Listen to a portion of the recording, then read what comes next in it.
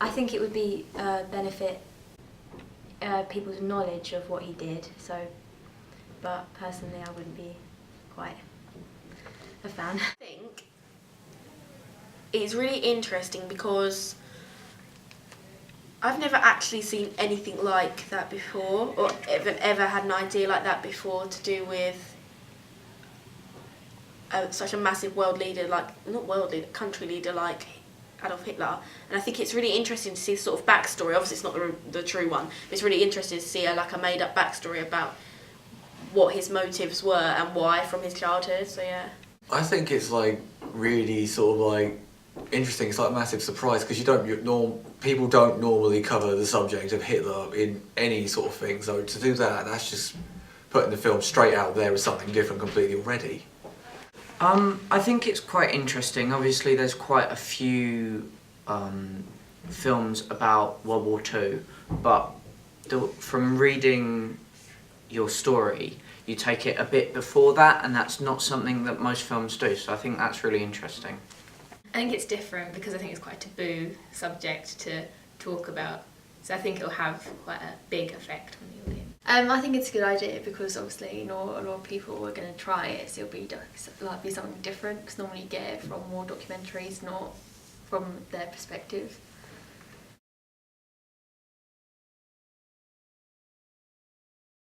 Yeah, definitely. I think that'd be a really creative idea. Yes, and I think in thinking in a way of Marx, it will show your creativity of editing as well, so it's probably best to do something like that.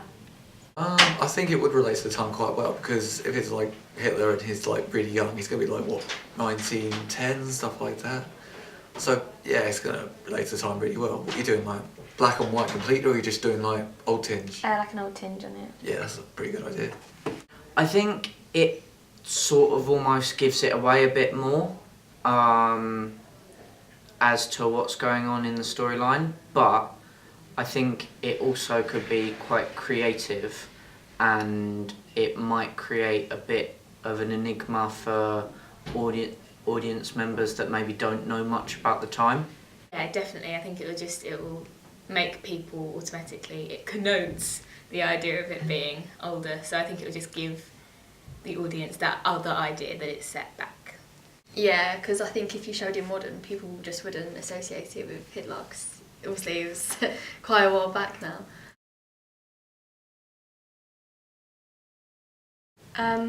Not particularly. I think quite a lot of the films, it would definitely show somebody's isolation if they was on their own, wasn't speaking much, but in certain scenes I reckon it would be a little bit better if he was speaking to somebody about it. So. No, because I think actions can speak louder than words in that kind of situation where you're alone or you've been heartbroken. You don't really, the whole idea of being alone and heartbroken, you don't have anyone to talk to, you don't have anyone there for you. So moments of silence work well.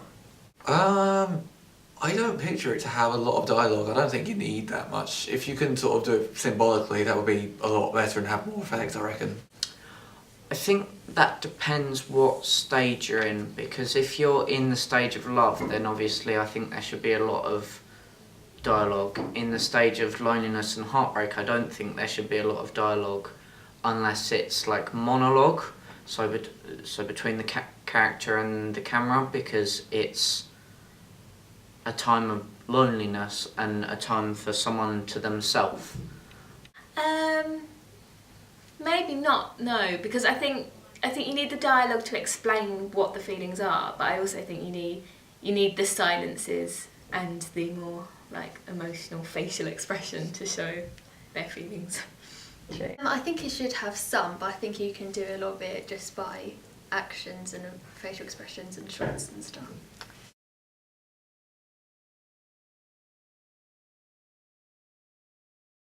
It depends what kind of person you are, really. I think when he goes a bit mental, that would appeal to me a bit more, make it a bit more interesting. But if you want a feel-good film, then be happy. But I reckon I'd like the mental route. I think they break up the male ghost psychotic, because that is basically what Hitler done. and it's sort of more of a twist. Like, I think it'd be more interesting for the audience than the stereotypical, oh, I fall in love and walk off in the sunset kind of thing. So to make it less rom-com-y, I think it'd be good to do the psychotic one, yeah. Is about Hitler. What the audience will want to see is like, they would believe that there'll be some sort of reason that he becomes who he is later on. So I think it'd be better to have the male going mental. If you were to like show him being happy, you'd just think he really was crazy. He just had this sudden change to Hitler-ness, I guess. Both endings are good film endings, but I think leaving it as the male ending as psychotic gives more an open view to the audience to sort of see where it goes from there. And obviously they will have learnt about that in school, or some of them may have even lived through it, so that might be quite interesting for them. Oh, the second one, because I'm evil. No, because I think it just shows how the characteristics of Hitler became. So I think it just shows it. I prefer the male going mental, because if you've shown them being happy, obviously that doesn't relate to what Hitler actually went on to do. Whereas I think if you show that and then show him go mental, you kind of know where it all stemmed from. It seems like it's aimed at a bit of an older audience because of Hitler and everything, so I don't know, maybe middle-aged? You could say the typical cinema goer that's like 13-year-olds to 25-year-olds, even though it's not in the cinema, but there's also the other side of it where there's like the older generations that are more interested in the history of the film.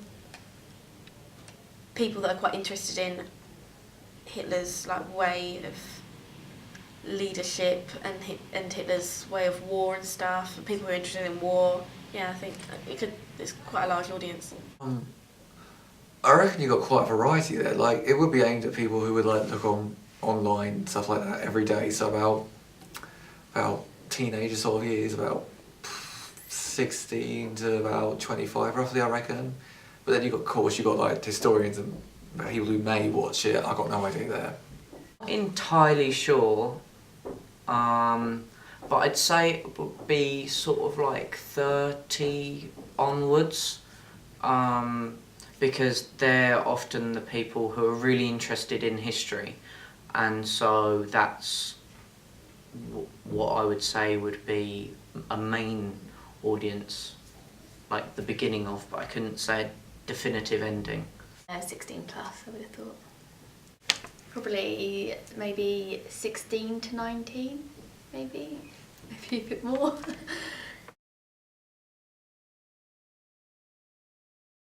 Yes, isn't that when there's lots of different themes and ideas from other films kind of all linked into one film? Textuality, it is when you take from other resources such as TV shows, music, films, and put it into another media text.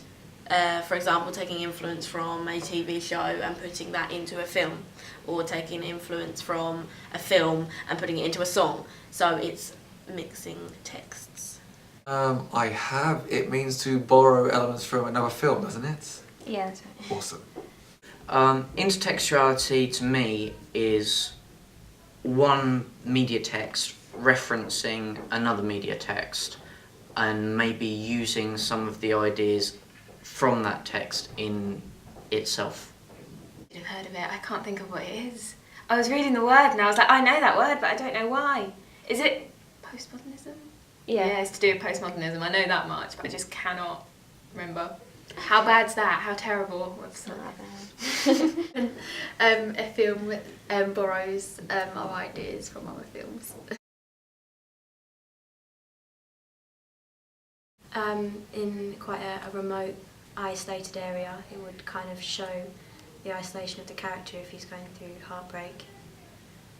A toy boat. Yeah. Look at that. It doesn't make any difference if it was to be in the sea. I reckon it will be in the fields and less residential areas, considering the time you're setting it in, because there's not going to be massive houses in 1940. I don't know when Hitler I think it is. something like that. I wouldn't Anyway, know. yeah, there's not going to be like telephone poles and stuff like that. So yeah, fields, big fields where children used to play in the early 20th century. I feel like if you're doing like an old sort of style film, like keep it away from like cities or streets or anything like that. Do it in like fields or places that look sort of like old or abandoned, stuff like that. So it looks reasonably old. I'm not entirely sure. Obviously, you said that the boat was found in Essex, and so I would say somewhere around Essex. But I wouldn't have an exact idea as to where it would be. Set somewhere that looks cold and somewhere with a lot of water because of the boat thing. So I don't know, maybe on like a small street to kind of show that he was just like a normal young boy in a street and then went on to do other stuff.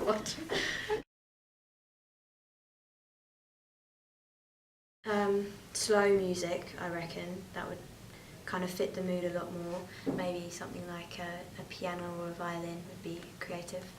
There's two different ways of doing it. You could use modern kind of music. Obviously, we have to devise it ourselves, but a modern style music to almost be not contrapuntal, but a contrast to the time it is set. For example, The Great Gatsby, the one that's recently come out, that uses music by artists who are big this year and artists who release songs for the soundtrack when really it's set in the 1930s or the 1920s. So you could do it like that and it'd be really different and interesting. Or again, you could use music set sort of full time, like kind of record player music and stuff like that. So I don't know, maybe you could switch between or do a mix of both. But I reckon anything that's in a piano, sort of like anything that can be played on anything that can be played on a piano, I reckon would work really well. It would sort of give that sort of like feeling of happiness or sadness or whatever you're trying to get across. I'm not sure. I think it should probably transition depending on which stage he's at. So if he's with the girl, then it should be quite sort of poppy and about love, etc. And then when it gets to loneliness, get a bit darker and a bit more, I don't want to say rock, but just a darker type of music. classical, because it would have been the main sort of music during that time era. I think obviously you should have like nice happy music when they're falling in love, but then really horrible, sharp, toned music when it goes wrong.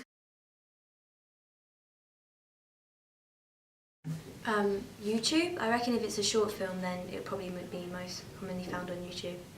I'm going to say YouTube probably, because that's sort of where short films make their fame. People go onto YouTube to watch videos and things such as short films, and especially for students it's a good place to distribute your short film to quite a large audience of, again, 13 to 25 year olds, the main people that use the internet for sort of pleasurable things like YouTube. So I'd say YouTube, yeah. Thanks, Subes. I would expect to see something like this on the internet, like on YouTube, or like posted on some person's Twitter page, like, oh, look at this film about Hitler, something like that.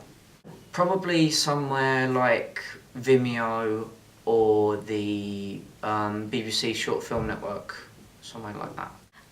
Probably, do you know like the little pre-films that you have before, when you're in the cinema, you get like the little like the B films, I think they used to be called in the Like olden in days. Pixar. Yeah, like the little Pixar Yeah. B films, that sort of thing, before like a war film or something like that. I think that if you do it maybe on the internet, then it might get more of a viewing. But I think that for this kind of film, it could probably be shown like a little screening that you do, maybe instead of just on the internet, because people can see it.